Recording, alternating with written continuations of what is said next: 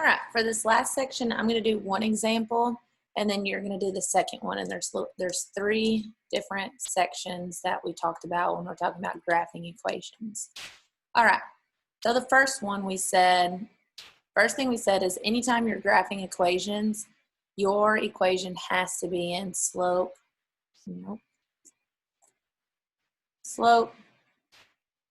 intercept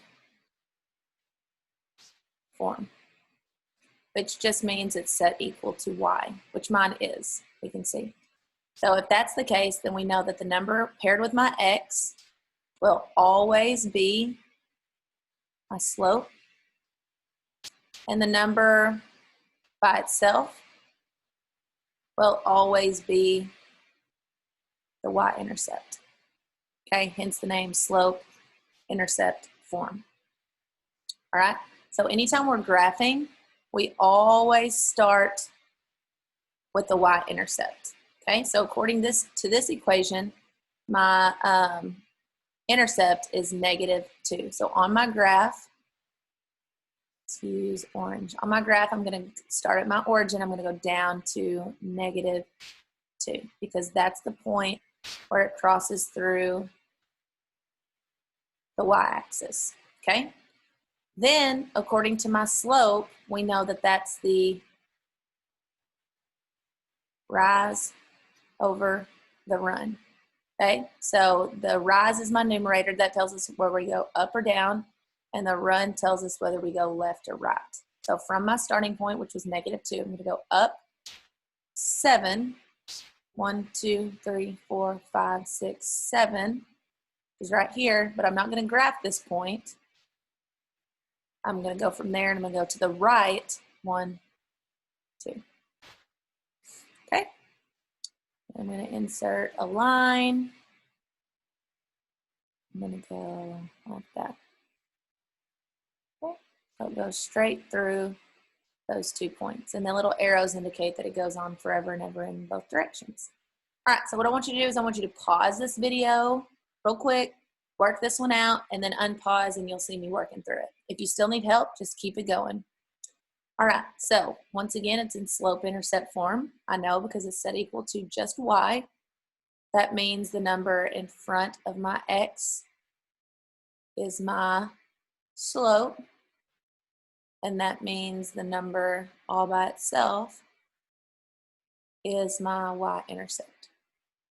So I'm going to start with my y-intercept, which is a +3. So I'm going to go up to +3.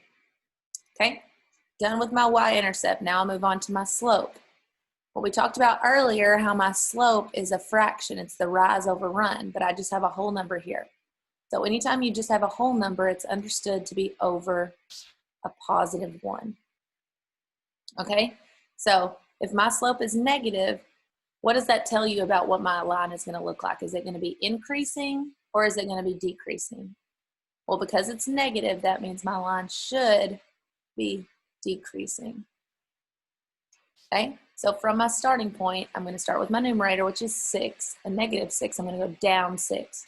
1, 2, 3, 4, 5, 6. And then I'm going to go to the right 1. Okay, and I don't have enough spaces to keep going, so I'm just going to get my line. And I'm going, oops. And I'm just going to insert that in as best I can. Don't know why it's black this time. Change it to blue. Okay, so there it is if it's already in slope-intercept form. Okay, moving on, the next way we talked about is if it gives us the graph first, and then we have to do the equation. Okay, so if we're going to put it in slope-intercept form, then that means we need 2 things. We need the slope, which is m, and we need the y-intercept, which is b, which we're going to need for both of these graphs.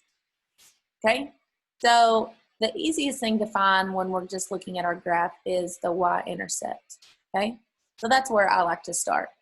Okay, so according to this graph crosses the y-axis at a +1 3. So my y-intercept is simply going to be 3. Okay, the next thing we need is the slope. So that tells me how my graph is increasing or decreasing. Well, I can tell just by looking at this that my graph, or that my line is doing what? It's decreasing, which already tells me that I'm going to have what kind of slope? Negative. Okay, so here's the non-mathematical part. We go through and we look and see where we can find little spots of where it's going directly through a coordinate. And right there, that's kind of what it looks like to me. So according to this, it's going down 1 over 3. Down 1 over 3. Okay? So if it's going down 1, it's a negative 1/3. Okay?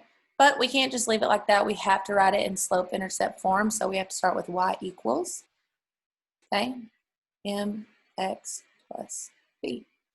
Okay, so we have y equals, what's our m? It's a negative, 1 over 3. Bring down my x. And then we need our b, which is a positive 3. So there is my equation in slope-intercept form. Now we could take it and graph. We have the two things we need. All right, for the next one, pause the video, see if you can figure it out on your own. And then when you are ready, unpause it and see if you got it right. I'm gonna go ahead and keep going. So once again, the point I'm gonna start with is my y-intercept. So that's the point that crosses through the y-axis. So according to this line, it's going through at -4. Okay? So next I'm going to look and see where it's crossing through any coordinates. And it looks like that's it. Okay, so going here, it looks like we're going up 1 over 1, 2, 3, 4, 5. Up 1 over 1, 2, 3, 4, 5. Okay, I can see that my line is increasing. So it's going to be positive, and I went up 1 over 5. So to put that in slope-intercept form, I have y equals mx plus b. So we have y equals, my m is a positive 1/5. Bring down my x, and my b is a -4. And that is my equation in slope-intercept form. All right, the last section is the one that we kind of struggled with, so make sure you're paying really close attention to this. Okay, we've said this over and over again. In order to graph an equation, it has to be in slope-intercept form, which means it's set equal to y, okay? But in this case, it's not, because on this side, it has this 7x with it. And on this side, it has this 3x and this 5 with it, okay? We don't want all of that with it. So in order to get rid of it, we have to take all this, and we have to move it to the other side of the equal sign, okay? So this is what I always say when I say we are solving for y, okay? That I have right there, okay? So I'm just going to rewrite the equation down here. So we have some more room. We have 7x plus y equals a positive 5. Okay, so just like we did earlier with solving equations in another video, we have to get this y all by itself. So in order to get this y all by itself, we start with the term that's farthest away. So I'm going to get rid of this entire term and move it over here. So how do we take a term and move it to the other side? We use inverse operations. So how do I get rid of a positive 7x? I'm going to subtract 7x. If I do it to one side, I have to do it to the other side. So those are all going to cancel, so I'm going to mark it all out. And I'm left with my y. And then can I combine these two terms? A positive 5 and a negative 7x? No, because one has an x and one does not. They are unlike terms. So I just like to bring them both down. Okay? If you wanted to bring them down like this, that's not wrong, but I like to try to keep it in the slope-intercept form where my x comes first. Okay? So it doesn't really matter, but it's a good habit to get into. Whoops. Okay, so there's nothing in front of my y, so I'm finished. Now I have a slope and I have a y-intercept. Is that all I need to graph? Yes. So I can just go back up here.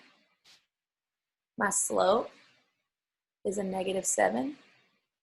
My y-intercept is a +5. So I'm going to start with my y-intercept.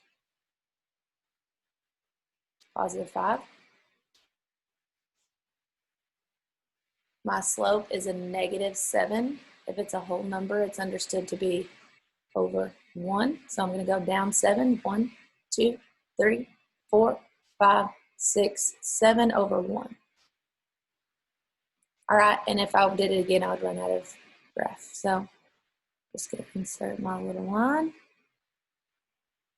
best I can. And there is our equation graphed. Okay, so the first step is this down here. You've got to solve it for y. So take a second, pause the video, and see if you can do this one on your own. If you think you've got it, come back and check. But I'm going to go ahead and work this one out over here with you. And remember, I can't emphasize enough how much you're going to need this skill as we move forward in Algebra 1. So I'm solving for y. So I'm going to start with my term that's farthest away, which is this entire 3x, which I want to move over here, which we do by inverse operations. So to get rid of a positive 3x, I'm going to subtract 3x. If I do that to one side, I have to do it to the other. Those cancel. I'm left with 5y, okay, because this time there's a number in front of my y. And I cannot combine these. One has an x, one does not. So I like to bring down my x first. The minus 3x, so it makes that negative, and a -5. Okay, so here's the difference from the last one. Now I have to get rid of this 5 because our goal is to get this y by itself, so it will be in slope-intercept form. So how do I get rid of a times 5? I divide it by 5. That means I have to divide everything on the other side by 5. So these are going to cancel each other out. So I'm just left with my y. And then let me get my calculator out so that the fractions don't scare us. Okay, so this over here reads -3 divided by 5. You can ignore the x for a second because you don't have to type that into your calculator. -3 divided by 5 gives me a decimal, but I want it as a fraction, and it just stays -3/5, and then I have to bring down my x. Remember to bring down the x. That tells me, that distinguishes my slope from my y-intercept. Okay, last one, I have a -5 divided by 5. So -5 divided by 5 equals a -1. So I have -1. Whoops. -1. Okay, so there is my equation in slope-intercept form. I know it's in slope-intercept form because my y is all by itself. So that tells me that my number that's paired with my x is going to be my slope. And then the number all by itself is going to be my y-intercept every single time. So that's all I need in order to graph it. So I'm going to start with my y-intercept, which is -1. Goes right there. I'm done with it. Now go to my slope. It's a negative 3 over 5. So I'm going to go down 3. 1, 2, 3 over 5. 1, 2, 3, 4, 5.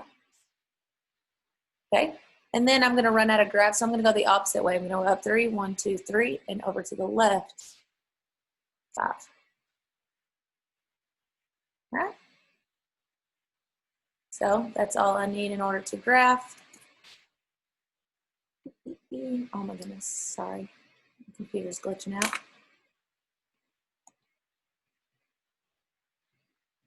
Let's draw this line. Try one more time.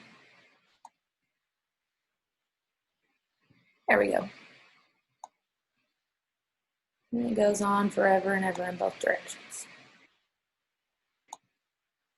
There you have it. And you can see if you look at both of these, we had an almost identical first step, minusing that x term off. The only difference was we had a number in front of our y, so we had to divide it off. Okay, I hope that helped. If you have any more questions, let me know.